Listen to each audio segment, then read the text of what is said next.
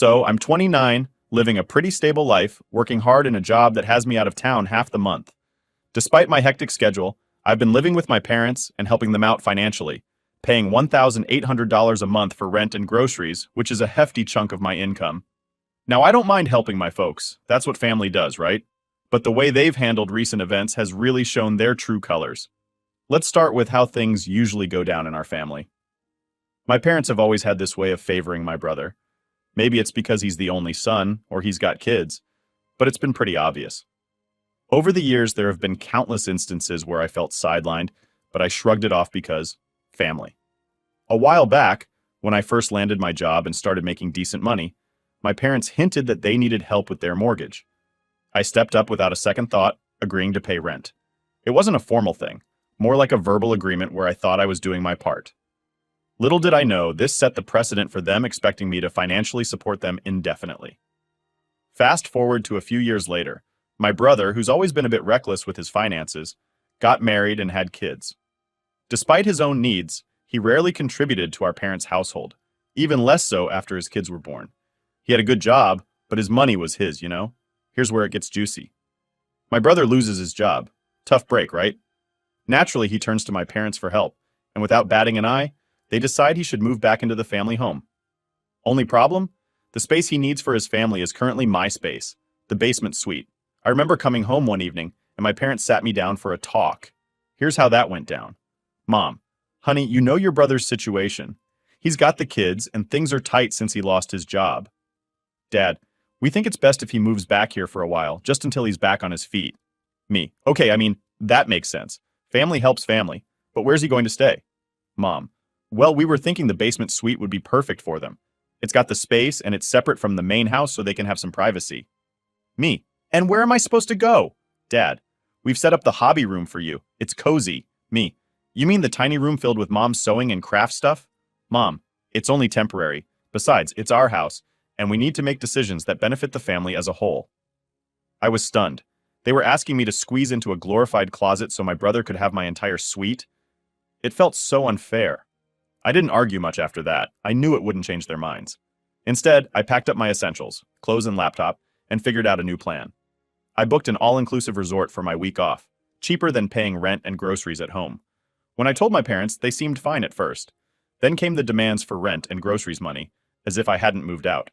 That led to another heated conversation. Mom, where's the money for rent and groceries? We're counting on that to help support your brother. Me, I moved out. Why would I pay for a place I don't live in anymore? Dad, you can't just leave your family hanging. We're in a bind here. Me, but you gave my living space away. You can't expect me to pay for that. Then my brother chimed in over the phone. Brother, you're being selfish. I have a family to support. We need that space more than you do. Me, and when you were working, did you send money to Mom and Dad? No, you needed your money. Now I need mine. He tried to bargain, offering to move upstairs if I came back, but by then, I'd crunched the numbers. Staying at an all-inclusive during my off weeks was not only cheaper, but also stress-free compared to living with the constant demands at home. Despite everything, I sent my parents $500 for groceries out of guilt and a sense of duty. But that didn't stop the barrage of criticism from them and other relatives, calling me an idiot for abandoning the family in a time of need. It's been hard, but moving out has given me perspective on how much I've been enabling their dependency on me. The accusations of being selfish, especially when I've been anything but, really made it clear that my brother and my parents have been taking advantage of my willingness to help. So am I the idiot for moving out after being basically evicted from my space? I don't think so. I think it's about time I put my own needs and financial stability first. After all, if I'm not living there and not eating there, why should I continue to pay as if I am? Now for the top comments before the update. Not the idiot. Your parents made you pay $1,800 for a room in Edmonton, and you were only there for 2 weeks. Your family is taking advantage of you. You also gave them $500, so don't feel bad for leaving. And don't look back. Lord, tell me you're the scapegoat without telling me you're the scapegoat. There was no communication, no family meeting, no decision together. They decided unilaterally to evict you from the space you were living in to support your brother without any conversation and expected you to take it. I think there is nothing wrong with helping your parents, so I wouldn't necessarily say your old rent was a problem, but it's crazy that they would kick you out and expect the rent and grocery money to remain unchanged. Honestly, it's healthier for you to be on your own anyway. $1,800 for 2 weeks is overcharging for a basement suite. Opie's parents overcharged her rent. Then they kicked her to a small room to accommodate their son and expected her to grin and bear it. I'm pretty sure they've never heard the term, "don't bite the hand that feeds you." In this case, they marked the hand that fed them. Yep, exactly. That's what the family wanted. Free is $1,800 and the ability to boss and serve OP wherever they want it. Don't forget about the babysitting. Her parents raised her and her brother. Sister-in-law is exhausted and needs help on demand. OP. You didn't agree to subsidize your entire family on your salary while you stayed in a tiny hobby room and babysitting siblings' food too. That's just extra ridiculous. Good for you. I'm moving out and getting way better. All-inclusive, warmer accommodation, with a few margaritas thrown in. Update 1. After my somewhat dramatic exit from the family home, where I traded my basement suite for the unpredictability of various resorts during my off weeks from work, I was ready to embrace a little peace. However, peace seems to be a luxury that's not on the menu for me right now. It all started with a phone call from my dad. I was half expecting it to be an olive branch, maybe a little acknowledgement that they'd pushed too hard, or an admission that they missed having me around. But nope, it wasn't anything close to that. Instead, it was more like a summons back to the family fold, but this time with added financial responsibilities. Dad was on the other end, sounding more stressed than usual. "Dad, listen, we need to discuss your brother's situation further. It's worse than we thought." Me. "Dad, I'm already sending money for groceries. I'm helping from a distance as best I can." "Dad, that's not going to cut it anymore. He's in a real bind, and now there are school fees for the kids that need covering." That caught me off guard. I mean, school fees? Since when did my responsibility extend to covering my nephew's education expenses? Me. "Why am I expected to contribute to that? Shouldn't that be on him and what he can manage?" "Dad, it's about supporting family. That's how it should be." Before I could argue further, he threw in another guilt-inducing comment, suggesting that if I didn't step up, the kids might have to leave their school due to financial constraints. It felt like emotional blackmail, but that wasn't all. My mom got on the line too, and she had news of her own. Apparently, she'd been talking to various relatives, stirring up a storm of concern about my so-called abandonment of family duties. Now there was a family meeting on the horizon, a virtual one, where I was expected to be grilled over my financial contributions, or lack thereof. "Mom, we're all meeting to talk about this. You need to be there. It's important." Like I needed another meeting in my life where I would be painted as the villain for choosing financial independence over endless support. The call ended with them making it clear they were unhappy with my decisions, and I was left fuming yet conflicted. Do I continue to pull away and focus on my own financial health, or do I give in to their demands to keep the peace? In the midst of all this, my brother, who hadn't directly spoken to me since he moved into my old space, decided it was a good time to reach out, not to mend fences, but to join in on the pressure. "Brother, think about the kids. You don't want to be the one they blame for having to switch schools. Don't be selfish." His words hit a nerve, not because they made me feel guilty, but because of the sheer audacity. This was the same guy who'd managed his finances so poorly that he was now relying on our parents, and by extension me, to bail him out. His hypocrisy was glaring. I didn't reply to his message. Instead, I spent the next few days mulling over everything. The more I thought about it, the more I realized how unfair the entire situation was. I was being asked to sacrifice my financial well-being to support not only my parents, but now an extended family network that seemed to have endless expectations. The family meeting loomed large, and when the day came, I logged in with a heavy heart but a clear head. The array of faces on my screen was like a panel of judges, ready to decree my fate. The conversation went as expected. "Aunt, we're all worried about you distancing yourself from your responsibilities." "Uncle, family should come first above all. You need to think about what's more important here." The accusations and guilt trips were thrown around liberally, and I found myself defending my choices more vigorously than I ever had.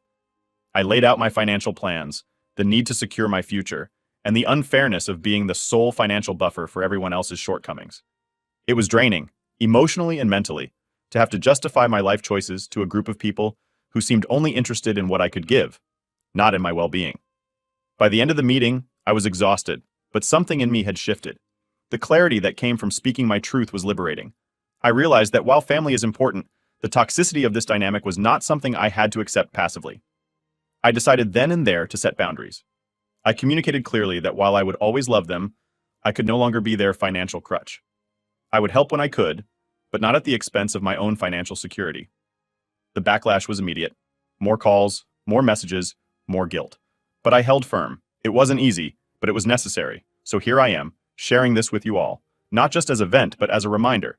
Sometimes standing up for yourself is the toughest thing you can do, especially when it comes to family. But it's also the most crucial for your own sanity and stability. Thanks for listening. Any advice or thoughts are more than welcome. How do you handle family expectations without losing yourself in the process? Because right now, that's the balance I'm trying to strike. Update 2. Hey everyone, back again with another hefty dose of my ongoing family drama. Seriously, just when I thought I'd established some ground rules that might actually stick, the situation managed to escalate even further. It's like setting boundaries was the cue for everyone to double down on their efforts to pull me back in. It's exhausting, to say the least.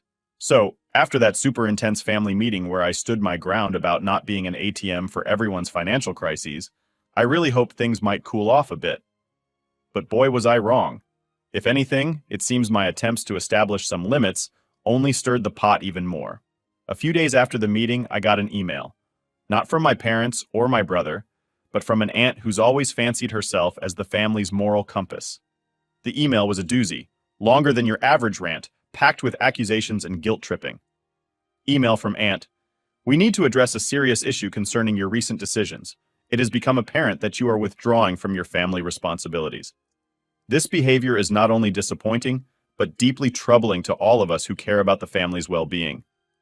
Your parents have done so much for you, and now when they need your support, you are choosing to prioritize your financial independence over their needs and those of your brother's family. This is a crucial time for your brother, and he needs all the support we can give him. We expect you to reconsider your stance and start contributing more significantly to his mortgage and the children's extracurricular activities. Remember, family is everything. We must support each other, especially during hard times. Reading that email felt like I was being lectured by someone who had no idea, or didn't care, about the pressures I was already under. The level of entitlement was staggering, but that wasn't the end of it. Just when I thought it couldn't get more invasive, my mom decided to take things up a notch by calling my employer. Yes, you read that correctly. She actually called my place of work. Fortunately, she didn't get through to my boss directly, but the message she left with his secretary was enough to raise a lot of eyebrows. Mom's message to my boss. Hello, this is Mom's name. My name's Mother. I'm calling to discuss some urgent family matters that might affect her performance at work. We're going through a tough time, and it's crucial she supports us more. It would be helpful if you could encourage her to take her responsibilities seriously. Thank you. When I heard about this, I was beyond mortified. The idea that she would drag my professional life into this mess was something I hadn't even considered as a possibility. Driven by frustration and more than a little anger, I called her to confront her about the inappropriate call. Me. Mom, why would you call my work? That's completely inappropriate and out of line. Mom, I'm just trying to do what's best for our family. You're not listening, and maybe you'll listen to them. Me. My work has nothing to do with our family issues. You need to respect my professional boundaries. Mom, we're your family. We come first, and you need to prioritize us over everything else. The call ended with no resolution, just more tension and frustration. It seemed like every attempt I made to establish some reasonable boundaries was met with more extreme tactics from their side. And as if that wasn't enough, my brother has now begun a campaign of his own. He's been sending me texts and emails not directly asking for money but sharing links to expensive items for his kids, like it's some sort of hint. Brother's text. Hey, check this out. Would be great for the kids' summer camp. They'd love it. Link to a pricey summer camp. Saw this and thought of nephew's name? He's been wanting this for ages. Link to a high-end gadget. It's like a constant drip feed of guilt and manipulation, trying to wear me down. In the midst of this, another relative decided to throw their hat in the ring. My cousin, whom I haven't spoken to in months, called me up, trying to play mediator, or so it seemed at first. Cousin. Hey, I know things are tough right now, but you know how your mom and dad are. Maybe you could just help a little more, just until your brother finds his feet? It was yet another plea masked as a friendly suggestion, yet another attempt to make me bend after I'd already stated my limits. The pressure is mounting, and it's getting harder to see a way out that doesn't end in either caving to their demands or severing ties more dramatically. So, here I am, stuck between a rock and a hard place. My family keeps pushing, and I keep backing up until I feel like I'm about to fall off a cliff. It's a delicate balance, trying to maintain my financial independence and sanity while being bombarded by their ever-increasing demands. Thanks for listening to my vent. Any advice on how to handle this new level of intrusion would be greatly appreciated. How do you deal with family that refuses to accept boundaries? Because I'm all out of ideas here. Update 3. After my last update, I had a sliver of hope that maybe, just maybe, I had managed to communicate my stance clearly enough that my family would take a step back and respect my boundaries. Unfortunately, that hope was short-lived, and the reality has been anything but accommodating. Let's start with the latest developments. My parents have taken their expectations to a whole new level. It's no longer just about emotional appeals or subtle guilt trips. Now it's full-on demands and a laundry list of financial expectations that they seem to pull out of thin air. Recently, I received an email from my mom that felt more like a corporate invoice than a message from a family member. She meticulously outlined a monthly amount they expect me to contribute, which goes way beyond the basics of groceries or occasional help. Email from Mom. After much consideration, we've come to the conclusion that a contribution of $2,000 a month from you is reasonable to cover your share of the family expenses. This includes your brother's mortgage, the kids' schooling, medical bills for your father's recent health issues, and urgent renovations like the roof repair before winter. Additionally, we have calculated back payments we believe you owe for the times you were under-contributing. The level of entitlement in that email was staggering. Not only am I expected to shoulder these arbitrary costs, but there's also a casual mention of back payments they've concocted based on their own assessment of what I owe them. And as if the financial demands weren't enough, my dad has started a sort of smear campaign among the wider family. He's been calling up relatives, painting me as the family black sheep who has shirked his familial duties. This has resulted in a barrage of calls and messages from cousins, uncles, and aunts I haven't heard from in ages, each echoing the same sentiments about family duty and loyalty. One of my uncles even left a voicemail that could have been scripted for maximum guilt induction. Uncle's voicemail. "Hey, it's Uncle Name. Just got off the phone with your dad, and it's really a shame to hear what's going on. Family should stick together, especially in tough times. We didn't raise you to turn your back on family. Think about what you're doing." Meanwhile, my brother has found a new platform for his side of the story, social media. He's been posting about his financial struggles in a way that's designed to tug at the heartstrings of anyone who doesn't know the full story. Each post is a thinly veiled jab at me, portraying him as the martyr struggling to keep his head above water while I supposedly live it up away from family responsibilities. Brother's social media post. In tough times, you find out who your real family is. Struggling to keep everything afloat here, and it's tough when not everyone remembers their roots. Some people forget who was there for them when times were hard. Adding to this, there was a recent family gathering that I wisely chose to skip. According to a cousin who stayed more neutral, my absence and decision to set financial boundaries were the main topics of conversation. It seems my actions have stirred up quite the controversy, transforming me into the family pariah in absentia. Cousin's insight. You wouldn't believe the talks at dinner. You're basically the main character in a drama none of us signed up for. I tried to say you were just setting some boundaries, but it's like I was speaking a different language. They're convinced you're just being selfish. With each passing day, the pressure mounts, becoming more relentless. It feels like every attempt I make to pull back is met with an even stronger push to drag me back in. The more I try to establish my independence, the more they seem determined to erode it, wrapping up their financial demands in the guise of family obligation and loyalty. It's a tug of war where the stakes are my financial stability and mental peace. Every conversation feels like a battlefield, every phone call a strategy session on their part to wear me down and guilt me into compliance. So here I am, wondering how much is too much. At what point does one draw the line definitively and say enough is enough? How do you sever ties that are bound by blood but strained by unrelenting demands and manipulation? This update is more than just a vent. It's a call for advice, for shared experiences, for any wisdom on how to navigate this minefield of familial obligation and personal sanity. How do you handle a family that not only refuses to accept boundaries, but actively seeks to cross them at every turn? Thanks for sticking with me through this ongoing saga. Your insights and support mean the world to me as I try to find my footing in this rocky familial landscape. How do you maintain your independence when your family sees it as a betrayal? That's the million-dollar question I'm grappling with right now. Update 4. Hello again, everyone. Here I am, back with another update that feels more like the latest installment in an ongoing drama series, where the storylines just get thicker and the family antics more intense. Each time I think maybe this chapter will close, a new, even more demanding one begins. Strap in, this one's a doozy. Since the last time I shared, the situation hasn't just escalated, it's transformed into an almost daily struggle with a barrage of tactics that seem pulled straight from a playbook designed to break my resolve. Let's start with the latest strategy: unannounced visits. My parents have now taken to showing up at my doorstep without warning. The first time it happened, I was genuinely taken aback.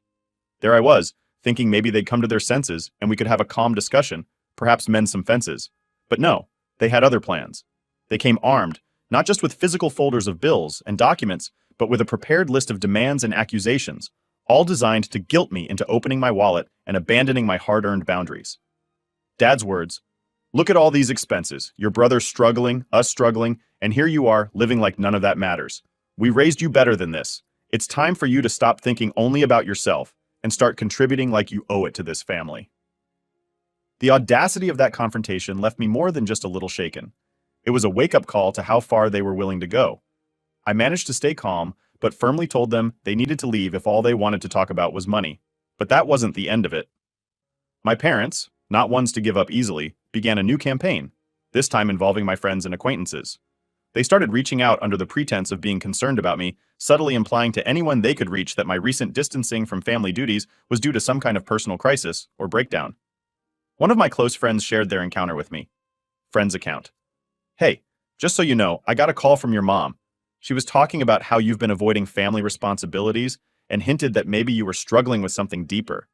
She asked if I'd noticed any worrying changes in you." This maneuver was not just manipulative, it was invasive and embarrassing. To think that my own family would go so far as to paint me as unstable just to rope me back into the fold was something I hadn't anticipated. And then there's my brother, who until recently had been somewhat quieter compared to my parents. He changed tactics, opting for a more direct and aggressive approach.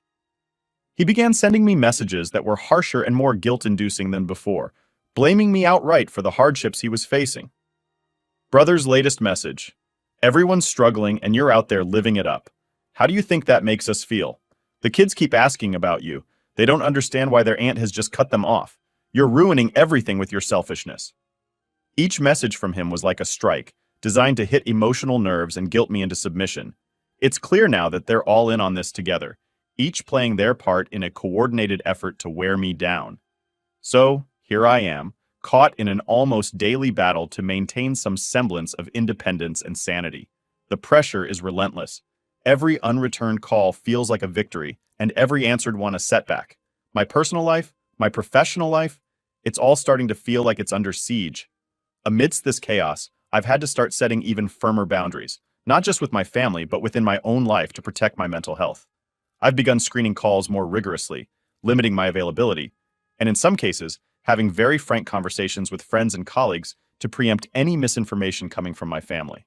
This constant defense mode is exhausting. It's like being on high alert all the time, and it's not how I want to live. But the alternative, giving in to their demands, would cost me not just financially, but emotionally and ethically. I'm sharing this update not just as a vent, but as a plea for advice and solidarity. For those of you who've navigated similar treacherous family dynamics, how did you manage? How do you maintain boundaries without severing ties completely? Or is cutting ties the only way to regain peace? Thanks for sticking with me through this saga.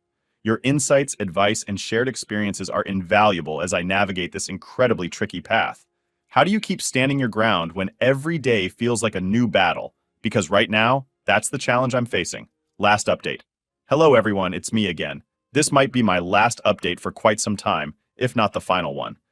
As many of you know, the relentless family drama I've been chronicling here has reached a pivotal moment. A moment where tough decisions had to be made for the sake of my sanity and well-being. After much thought and an overwhelming tide of events, I've made the difficult choice to cut ties with my family and move to another state for a fresh start. Here's how things unfolded and what it's been like navigating this massive change. Since my last post, the pressure from my family didn't just continue, it intensified beyond anything I had previously experienced. It became clear that no amount of rational discussion, boundary setting, or pleas for understanding would change their behavior. Their demands grew increasingly outrageous, and their tactics more desperate. First, the financial demands turned into outright accusations of neglect and abandonment. My parents, once content with passive-aggressive requests for money, began a concerted effort to paint me as the villain in a narrative they broadcasted not just to close family, but to anyone within our community who would listen. Parents' words. We just don't understand why she's acting this way. After everything we've done for her, she's now turning his back on us when we need her the most. It's heartbreaking to see him change like this, to refuse to help his own family. The emotional toll of being portrayed as the family outcast was immense. I began receiving messages and calls from relatives I hadn't spoken to in years, each echoing the sentiments my parents had shared. The weight of their words was intended to bring me back into line, to make me cave under the pressure and return to my old role as the family provider.